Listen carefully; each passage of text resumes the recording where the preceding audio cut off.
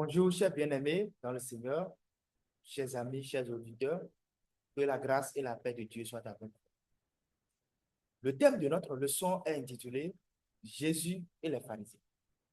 Avant qu'Abraham fût, je suis. Les discussions entre Jésus et les pharisiens sont riches d'enseignements. Elles révèlent non seulement leur incrédulité, mais aussi l'identité divine de Jésus dans Jean chapitre 8, verset 58. Jésus fait une déclaration extraordinaire avant qu'Abraham fût, je suis. Cette affirmation a bouleversé les pharisiens et demeure une des déclarations les plus profondes sur la divinité de Jésus. Le contexte de la discussion maintenant. Les tensions croissantes entre Jésus et les pharisiens. Les pharisiens accusent Jésus de blasphème, de possession démoniaque et cherchent à discréditer son ministère dans Jean 8, 48. Leur incrédulité les empêche de voir que Jésus est le Messie promis. Jésus affirme la vérité, Jean 8, 51. Si quelqu'un garde ma parole, il ne verra jamais la mort. Les pharisiens interprètent cela comme de l'arrogance, ne comprenant pas que Jésus parle de la vie éternelle. La question centrale, qui est Jésus? La question centrale, qui est Jésus? Jean 8, 53. Es-tu plus grand que notre père Abraham? Cette question reflète leur attachement à Abraham et leur incapacité à reconnaître la grandeur de Jésus. La déclaration de Jésus avant qu'Abraham fût, je suis, une affirmation de préexistence. Jésus affirme qu'il existait avant Abraham, bien qu'il soit physiquement plus jeune. Jean 1, verset 1 à 2. Au commencement était la parole, et la parole était Dieu. Je suis une référence directe à l'Éternel. Exode chapitre 3, verset 14. Dieu se révèle à Moïse en disant, je suis celui qui suis. En utilisant je suis, Jésus s'identifie directement à Yahweh, le Dieu d'Israël. La réaction des pharisiens maintenant. Jean 8, 59.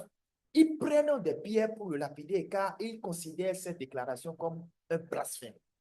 Ils rejettent la vérité malgré les miracles et les enseignements de Jésus.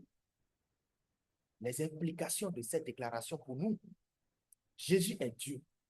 Colossiens 1, verset 15 à 17. Jésus est l'image du Dieu invisible. Le Créateur est le soutien de toutes choses. Il n'est pas seulement un prophète ou un enseignant, mais Dieu incarné venu pour sauver le monde. Alléluia. Jésus est éternel. Il est éternel. Hébreux 13, verset 8. Jésus-Christ est le même hier, aujourd'hui et éternellement. Sa préexistence démontre qu'il est au-delà du temps et de l'espace. La vie éternelle est en lui. Jean 8, 51. Ceux qui croient en lui ne verront jamais la mort, car Jésus a vaincu la mort par sa résurrection. 1 Jean, chapitre 5, verset 11 à 12. Dieu nous a donné la vie éternelle. Et cette vie est en son Fils. Un appel à la foi. Comme les pharisiens, nous sommes confrontés à la question, qui est Jésus pour nous? Matthieu 16, verset 15 à 16. Et vous, qui dites-vous que je suis? Leçon pratique pour notre foi. Reconnaître Jésus comme mon Seigneur.